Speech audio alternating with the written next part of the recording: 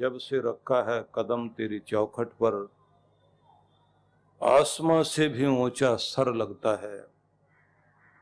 तेज आंधियों में भी रोशन हूं मैं, ये सिर्फ तेरी रहमतों का असर लगता है।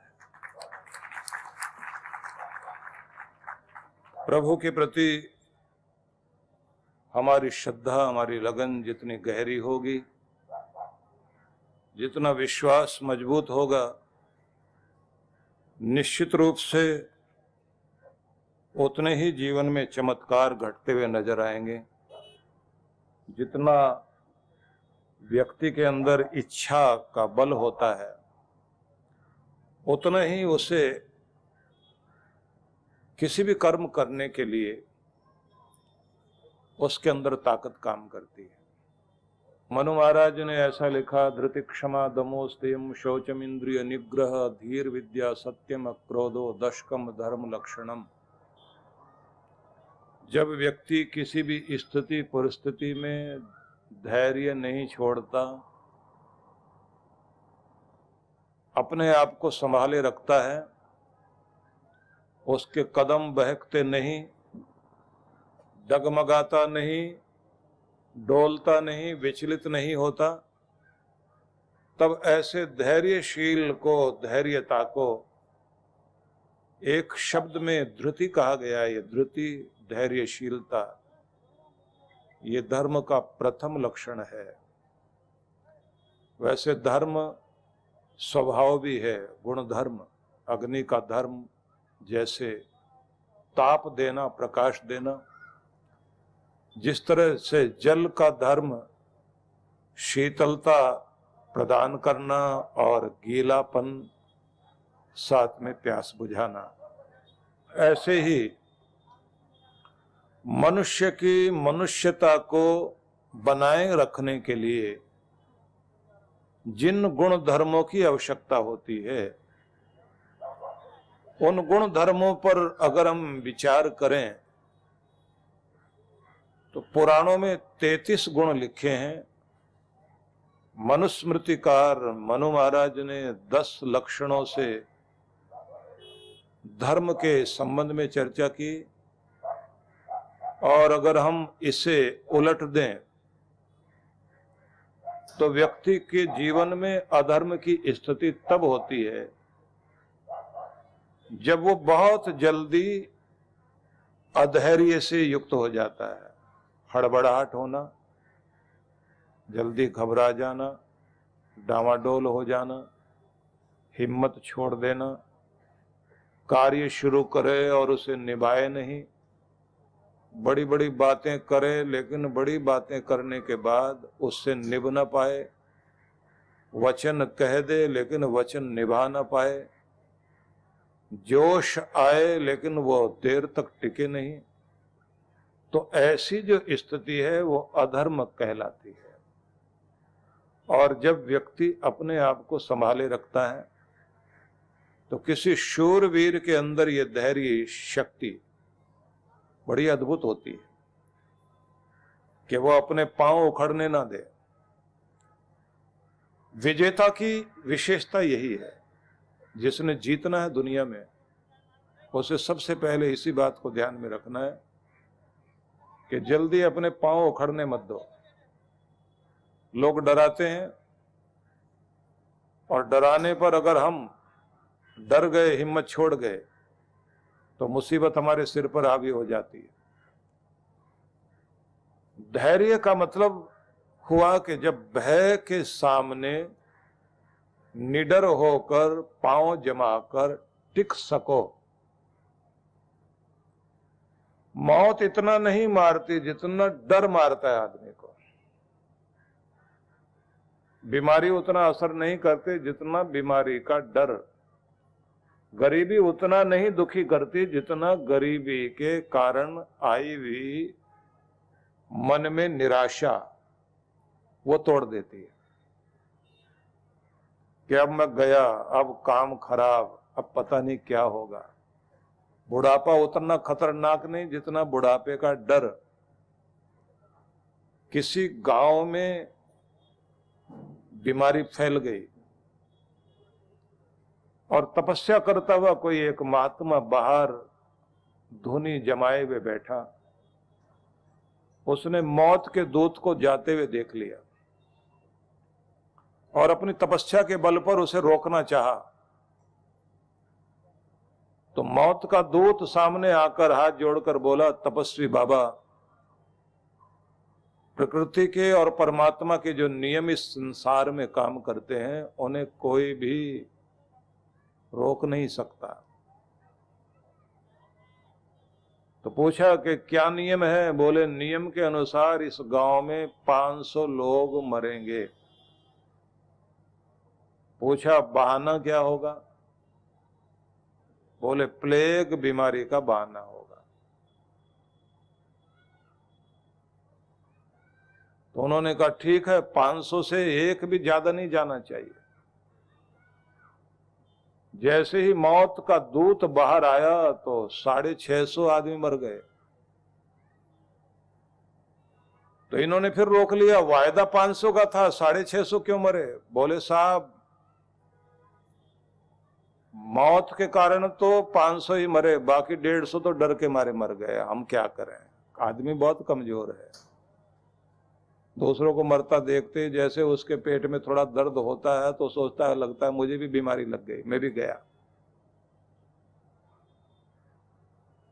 बोले, ये आदमी इतना कमजोर है, इसके अंदर हिम्मत ही नहीं है। दूसरों को देख देख कर या तो डरेगा या जोश में आएगा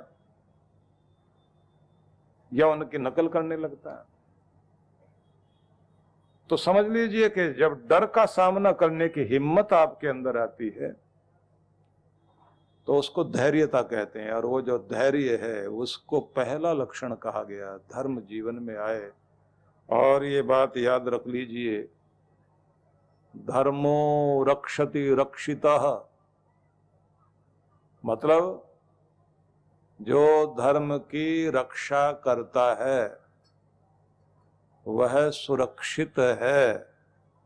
जो धर्म की रक्षा नहीं करता, धर्म उसकी भी रक्षा नहीं करता। धर्म की रक्षा करो, धर्म तुम्हारे लिए ढाल बनकर खड़ा हो जाएगा तुम्हारी विपत्ति में। तो इस बात को ध्यान रखना।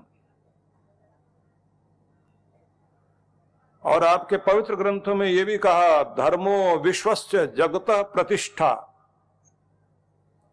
जगत में प्रतिष्ठा देने वाला या इस जगत की प्रतिष्ठा अगर कुछ है तो केवल धर्म है, क्योंकि इसके कारण विश्वास है, भरोसा है। कोई भी आदमी लेन देन करता है तो भरोसे पर करता है, और सारा व्यापार लेन देन भरोसे पर चल रहा है। भरोसा ना हो तो ना कोई रिश्ता टिके, ना लेन देन हो। कागज पर लिखा हुआ कम काम करता है, फोन पर ही इतना सारा बिजनेस होता है भरोसे के कारण। भरोसा दुनिया में है एक दूसरे का, उस भरोसे के कारण ही हम लोग अपने रिश्तों को जुड़े हुए हैं, निभाए हुए हैं। तो भरोसा आता है धर्म के कारण। तो कहा, ये धर्म इस जगत की प्रतिष्ठा है। तो सबसे बड़ा प्राणी का उपकार यही है कि व्यक्ति को धर्म का ज्ञान कराया जाए, क्योंकि भगवान भी, कृष्ण गीता में जब कहते हैं परित्राणाय साधूनाम विनाशाय च दुष्कृताम, तो यहां सज्जनों की रक्षा, दुष्टों का दलन करने के लिए मैं आता हूं, इतना ही नहीं कहा। आगे कहा, धर्म संस्थापनार्थाय संभवामि युगे युगे। युग युग में मैं धर्म की स्थापना करने के लिए आता हूं। मतलब मेरी इच्छा है, भगवान कहते हैं, मैं चाहता हूं हर युग में धर्म की प्रतिष्ठा के लिए मैं आऊं। तो धर्म व्यक्ति के जीवन में जब आता है तो उसके जीवन को बदलता है। किस रूप में? पहली बात हुई धैर्य आएगा।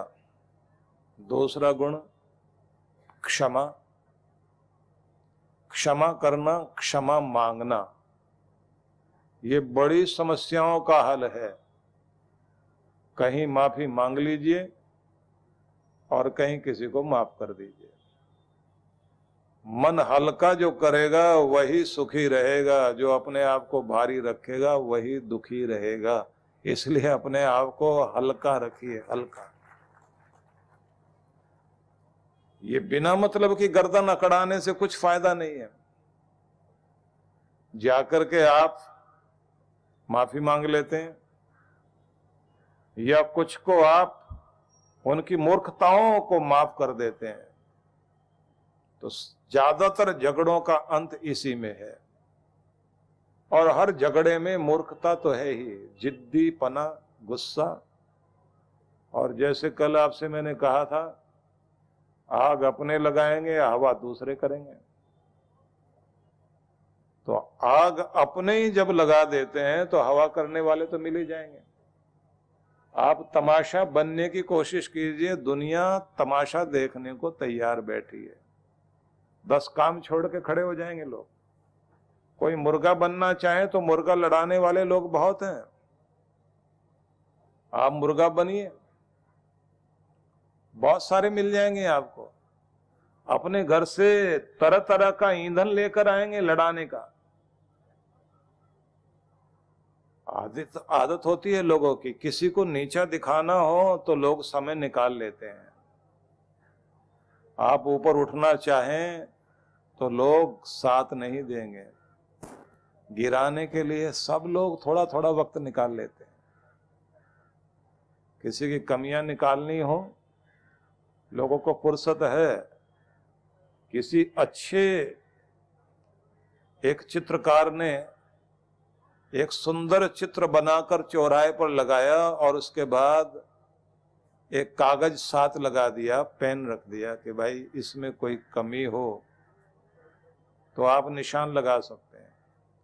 किसी ने लिखा इसकी नाक खराब, किसी ने लिखा इसकी आंख खराब, किसी ने कहा इसके होठ ठीक नहीं है, एक ने कहा सिर ठीक नहीं लगता, किसी ने कहा बाहें ज्यादा बड़ी हो गई, एक ने कहा पेट पर काम नहीं किया आपने। मतलब कुल मिला के लोगों ने कहा कि सबसे ज्यादा खराब तस्वीर। अगले दिन उसी तस्वीर को वैसी दूसरी लाकर उसने रखी और कागज सामने रखा और कहा कि इस तस्वीर से जिसको ऐतराज है तो कृपया इससे बेहतर बना के मुझे प्रेरणा दे। किसी ने भी हाथ नहीं लगाया कोई बनाने के लिए। लोग कहें कौन टाइम खराब करेगा अपना। हमारे पास तो कमी निकालने के लिए टाइम है। अच्छा करके दिखाना और उदाहरण प्रस्तुत करना है, इसके लिए टाइम हमारे पास नहीं है। ये दुनिया का स्वभाव। और अगर आप दुनिया की राय के अनुसार चलना शुरू करेंगे तो फिर कुछ भी नहीं कर सकते आप। इसलिए अपने अंतरात्मा की आवाज के साथ चलिए और अपने गुरु के ज्ञान के अनुसार चलिए और अपने परमात्मा के आशीर्वाद के अनुसार चलिए। और अगर राय लेनी ही पड़े तो विशेषज्ञों की राय लें, जिनको कुछ नहीं आता, जो अपनी जिंदगी में फेल हैं, वो राय दें आपको। जिन्होंने अपनी जिंदगी में कुछ किया ही नहीं, उनसे जाके राय ले रहे हैं आप। बीमार आदमी से सेहत के बारे में पूछें, उससे पूछिए ना जिसने अच्छी सेहत बनाई हुई, जो अपने आप को स्वस्थ बनाए हुए। तो इसलिए कुल मिलाकर हम ये कहेंगे कि धर्म का ज्ञान देने के लिए भगवान भी धरती पर आना चाहता है। तो मतलब ये हुआ कि प्रत्येक व्यक्ति को धर्म का ज्ञान होना चाहिए, धर्म को समझना चाहिए, धर्म जीवन में आना चाहिए।